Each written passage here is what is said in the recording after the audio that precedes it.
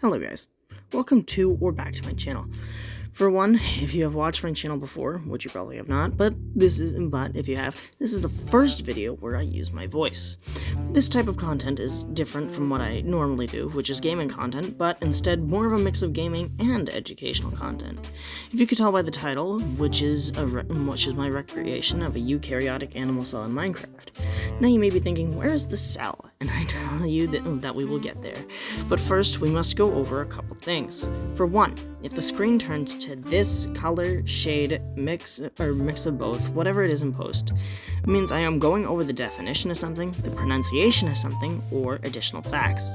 The next sentence will be an example. The cell creates mRNA, messenger ribonucleic acid, during the process of transcription where an enzyme converts the gene into primary transcript. Primary transcript is when a single-stranded RNA product is synthesized by transcription of DNA. The last thing I wish to say is that all background games and background music will be included at the end of the video and in the description in chronological order. Now, let's start talking about the cell. Just kidding. Before we talk about what makes up a cell, we first need to understand the groups of cells. There are two groups of cells, prokaryotic and eukaryotic. To keep it simple, I will only be using basic prokaryotic cell types and only going more in depth on eukaryotic animal cells compared to plants. Plant cells are different from animal cells, if you couldn't guess. Prokaryotic cells are divided into two types, bacteria and archaea. Because of their evolution before prokaryotes, they lack the nucleus, mitochondria, and other organelles that characterize the eukaryotic cell. But I have gone with a eukaryotic animal cell for this project, so let's move on to eukaryotic cells. Eukaryotic cells have membrane-bound organelles as they have evolved after prokaryotic cells. Every animal, plant, fungi, and many other single-cell organisms, or for a fancier term, unicellular organisms, are eukaryotes. Eukaryotic cells are believed to have first emerged from the Paleoproterozoic era, which is, fun fact, the longest era of Earth's geological history. Through symbiogenesis between an anaerobic Promethearchaeota, I think that's how you pronounce it, or also referred to as Asgardarchaea, which is much easier to pronounce, and an aerobic Protobacterium, which formed the mitochondria. That was a lot of big words, and we haven't even got to the good parts yet. Now, let's go over each and every part of the cell together. So strap in as I will try to break down the parts of the cell in hopefully a simpler way. Finally, no joke this time, we can move on to parts of the cell, starting with the cell membrane. It is selectively permeable meaning having pores or openings that permit liquid or gases to pass through, so it can separate and protect the inside of the cell from the outer environment. The cell membrane is a lipid bilayer, a thin polar membrane made out of two layers of lipid molecules, usually consisting of phospholipids and glycopids. The cell membrane also controls the movement of substances in and out of the cell. It completely surrounds the outside of the cytoplasm of living cells, which, again, protects the inside of the cell from the outer environment to maintain homeostasis. It also plays a role in assisting to keep the cytoskeleton together. This helps to form tissue inside of our bodies, as all of the cells are able to maintain their correct form. Because the cell is selectively permeable, it is also able to send and receive resources that it or other cells need to survive, which also help keep the tissue stable and living by transferring resources between each other. Speaking of the cytoplasm, let's cover that next. The cytoplasm is enclosed by the cell membrane and suspends all the organelles, little organs, excluding the nucleus. The main components of the cytoplasm are cytosol, a gel-like substance, cytoplasmic inclusions, stored nutrients, and around 80% water. It is usually colorless, however I made mine orange to stand out more. The cytoplasm is able to move the organelles around while maintaining the cell's structure. The reason it is capable of performing this function is currently unknown, but it just does, I guess. Being able to perform this, however, is a very important role in many cellular functions, such as cell signaling for one. Cell signaling is the process in which the cell is able to interact with itself, other cells, and the outer environment. Microtubules are part of the cytoskeleton. Their main function is to assist in providing the structure and shape of a eukaryotic cell. They assist with the movement of secretory vesicles, organelles, and intracellular macromolecular assemblies.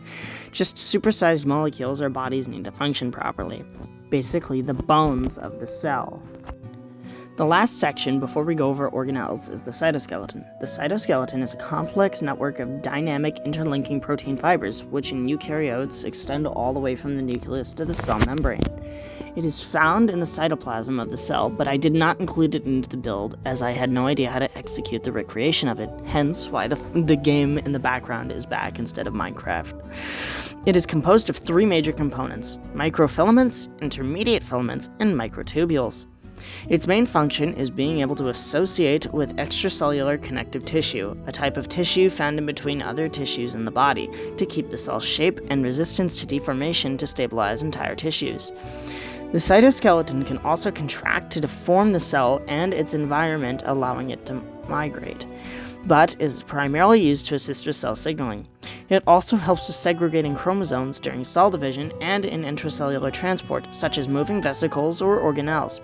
But before we move on to organelles, let us quickly go through what we just learned in, quote-unquote, the in-between section. The in-between section is not intended to be a quiz, instead a quick summary of what we just went over. Firstly, the cell membrane assists the cytoskeleton and surrounds the cytoplasm to protect the cell from the outer environment. It is also selectively permeable to allow things in and out of the cell. This allows cells to quickly transfer resources between each other. The cytoplasm suspends all of the organelles and consists of cytosol, cytoplasmic inclusions, and water. It can also move organelles around, which also helps with cell signaling. Microtubules help provide the structure and shape of the cell and help with movement of the secretory vesicles and intracellular macromolecular assemblies. The cytoskeleton is made of complex dynamic interlinking protein fibers which extend from the nucleus all the way to the cell membrane inside the cytoplasm. It is able to associate with extracellular tissue to keep the cell's shape by preventing deformation to stabilize other tissue. It can deform the cell by contracting so it can migrate, but is primarily used for cell signaling. It can also assist with segregating chromosomes during cell division and in intracellular transport. Finally, we can begin the organelle section of the video with one of the most well-known organelles of the cell, that being the mitochondria. The mitochondria have a double membrane structure and use aerobic respiration, oxidizing of biological fuels such as oxygen, which plays a key role in generating ATP. ATP, or adenosine triphosphate, which is used as the chemical energy source of the cell, giving it the nickname the powerhouse of the cell. If the mitochondria does not have enough oxygen to perform aerobic respiration, or cannot generate enough ATP for the demands of the cell relies on anaerobic fermentation.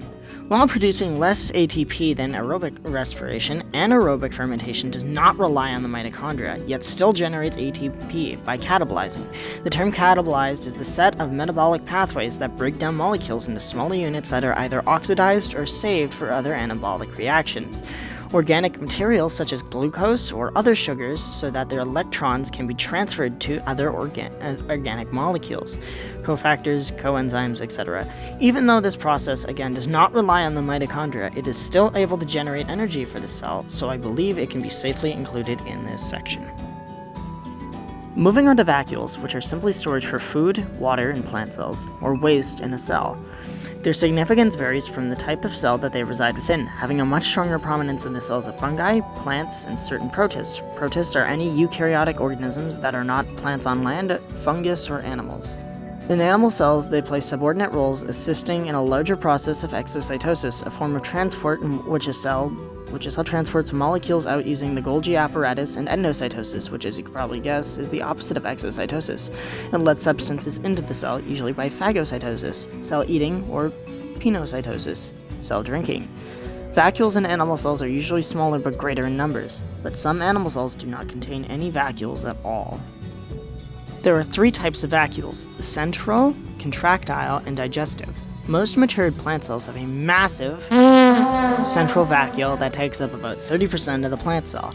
A contractile vacuole is present in most free-living protists. Its function is to remove excess water and ions to balance water flow into the cell. The digestive vacuole is found in certain protists such as psyllids, amoeboids, and Plasmodium falciparum, a parasite that causes malaria. In Plasmodium falciparum, their digestive vacuoles are found to contain calcium, which is important for their asexual reproduction.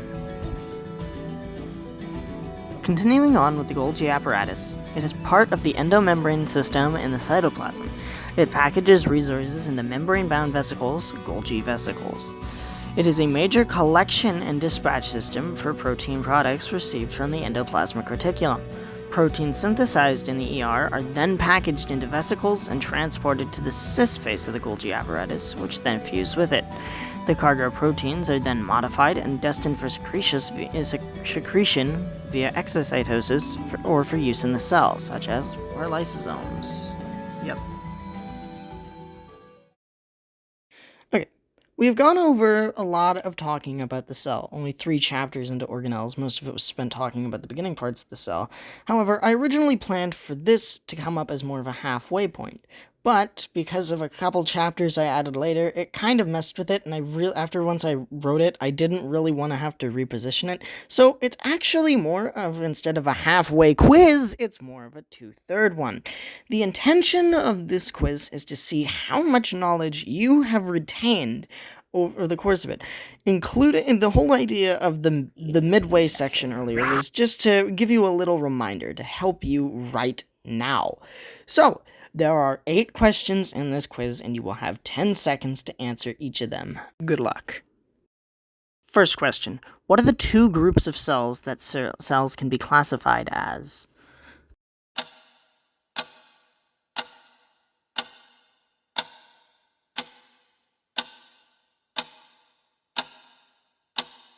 Time's up. If you said eukaryotic and prokaryotic, or vice versa, you win! Second question. What is the main difference that separates these 2 classifications of cells?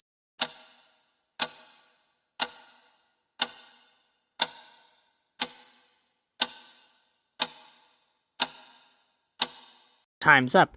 If you said eukaryotic cells have membrane-bound organelles while prokaryotic cells do not, or vice versa, then you are correct, baby! Third question. How far does the cytoskeleton in eukaryotic cells go?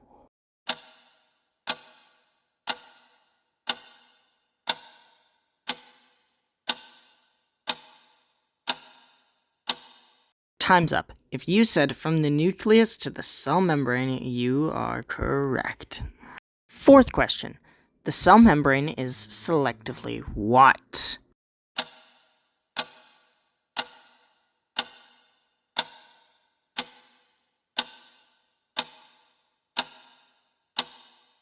Time is up. The answer is that the cell membrane is selectively permeable.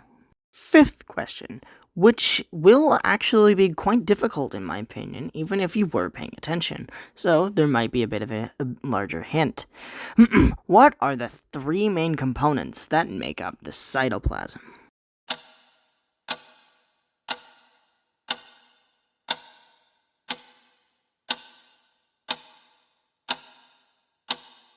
If you said cytosol, cytoplasmic inclusions, and water, you are correct. Don't feel bad if you didn't get this one right. Sixth question, which is much easier than the previous one. What does the mitochondria produce to power the cell?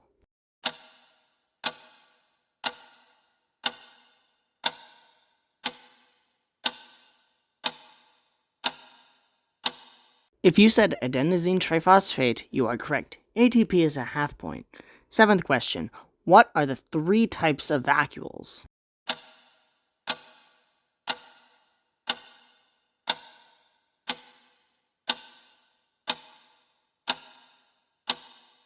If you said the central, contractile, and digestive vacuole, then you are correct. Final question. The Golgi apparatus packages resources into membrane-bound vesicles. What is the name for these vesicles?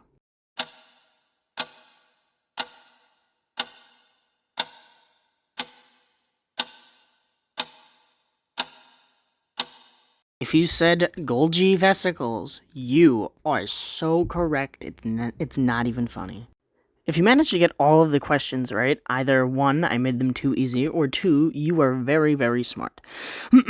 Your reward is to give yourself 2 pats on the back. If you didn't get all of them right, then just 1 pat on the back. Getting back on track with lysosomes. Lysosomes are found in all animal cells except red blood cells, but rarely in plant cells. There are normally hundreds of lysosomes found in the cytosol. Their primary function is the degradation of proteins into their building block molecules, amino acids, monosaccharides, and free fatty acids. It has a special layer called the glycocalyx, which protects the cell from its digestive enzymes. In addition to breaking down proteins, they are capable of killing microbes, cells, or cellular debris, which help them form phagosomes to help clear out damaged structures and form the same simple building block materials. They can also break down viruses and bacteria during phagocytosis, acting as an immune system for the cell. The centrosome is a non-membrane bound organelle that is the main microtubule organizing center, or MTOC, is a structure in eukaryotic cells in which microtubules emerge, and a regulator of the cell cycle progression, a sequential series of events that take place within a cell to split into daughter cells. The centrosome is associated with the nuclear membrane during the prophase stage. The centrosome is only copied once per cell cycle into structures called centrioles. It does this in the synthesis stage of the cell cycle. During prophase, the centrosomes move to the opposite ends of the cell so that each daughter cell gets one. The ER, or endoplasmic reticulum if you're fancy, is part of the transport system of the eukaryotic cell. There are two parts that the endoplasmic reticulum has, the smooth and the rough. First, the smooth ER, or SER, is scarce, so instead some areas are smooth and some are rough. The SER has many functions, such as synthesizing lipids, phospholipids, and steroids. Cells that secrete these products, such as testes, ovaries, and sebaceous glands, just a microscopic oil gland in the skin that opens to a hair follicle. The rough endoplasmic reticulum, or RER, is called the rough endoplasmic reticulum because of the ribosomes attached to it, making it look like a rougher surface. The ribosomes attached are not very stable, as they are constantly bound and released from the membrane. It only properly binds after a special protein nucleic acid forms in the cytosol. This special complex begins to form after a free ribosome starts translating mRNA of a protein destined for the secretory pathway. The ER in the build acts as more of a wall to keep the nucleus safe, but this is most likely not how it would actually appear if you could see every little detail of a cell.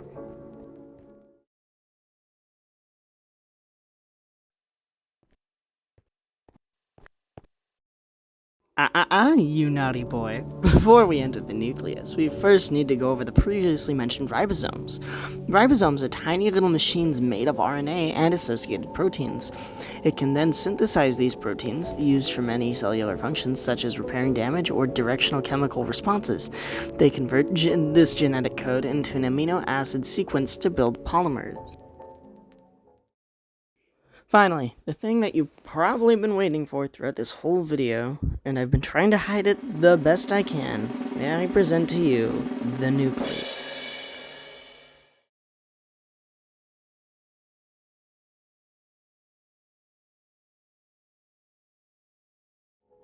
The nucleus stores its genetic information just like how a library stores all of its knowledge in books.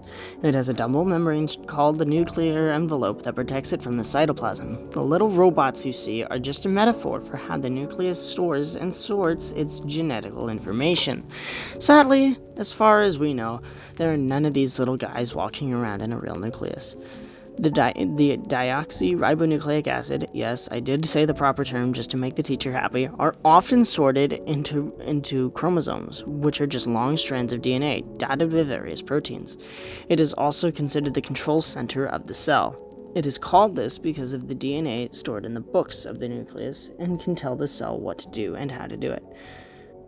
Now, please take this time to appreciate the effort I had to put into making this little cell area library thing, while my player character walks around a bit to show it off.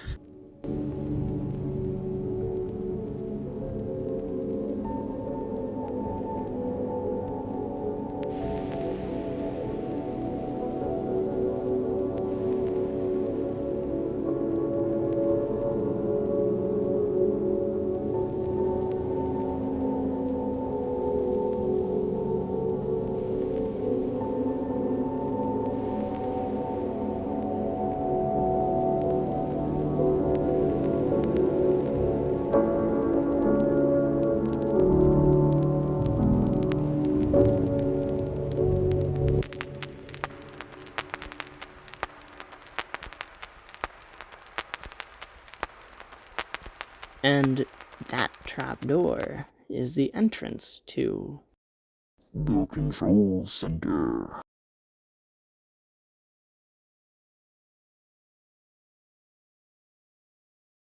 This part of the video is not intended for a behind-the-scenes video, but I will provide some insight into why this section was made. The original intention was to display the little effort I could have put into this project with the lack of vibrancy compared to the library upstairs. Instead, a never-ending office job for the robots, created by the cell so it could focus on other duties. I just came up with this now while writing, but they are literally sending signals to other cells. They are actually cell signaling. But I've always had this little issue where I need to put some kind of story into it. The original story was about a robot tasked to program other robots on the production line. One day, however, the programmer robot had completely gone rogue and gave the new robots a self-awareness implant that could be remotely activated at any time. The supposed security team had learned of this and went to get the robot, only to see this scene.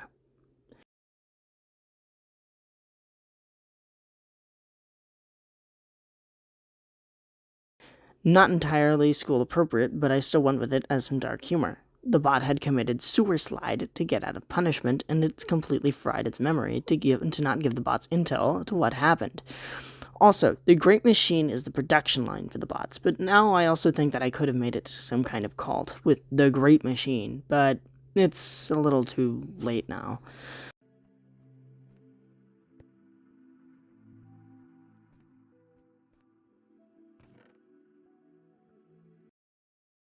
The cell acts as the CEO and controls what happens, so it shuts the line down after the storage had reached maximum capacity, even though it probably should have done it after figuring out about the self-awareness implant, but, that's not my problem.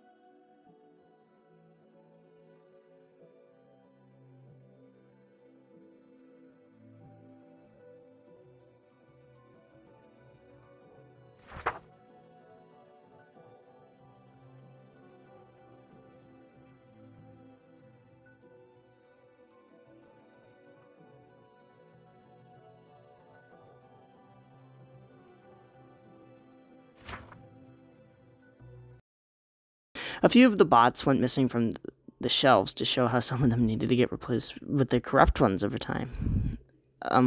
Not time to... That wasn't part of the script. I should probably go. Oh,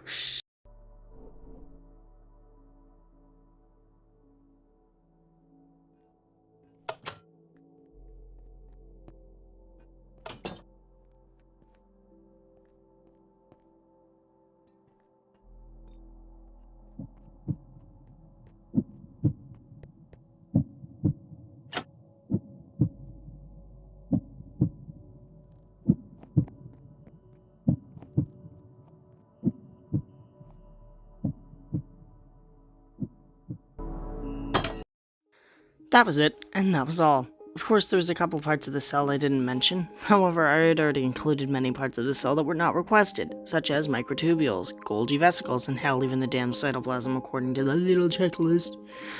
This was to save a little time not only for me because of editing, but you, dear viewer, or if you're one of my classmates witnessing this, then my fellow colleagues a little more time. So long, and may I get the opportunity to do this again, I would. I may also be thinking about making a behind-the-scenes video, but if you want that, then beg me either in real life or in the comments. I'm making this ending a little too long. Roll those damn credits, boy!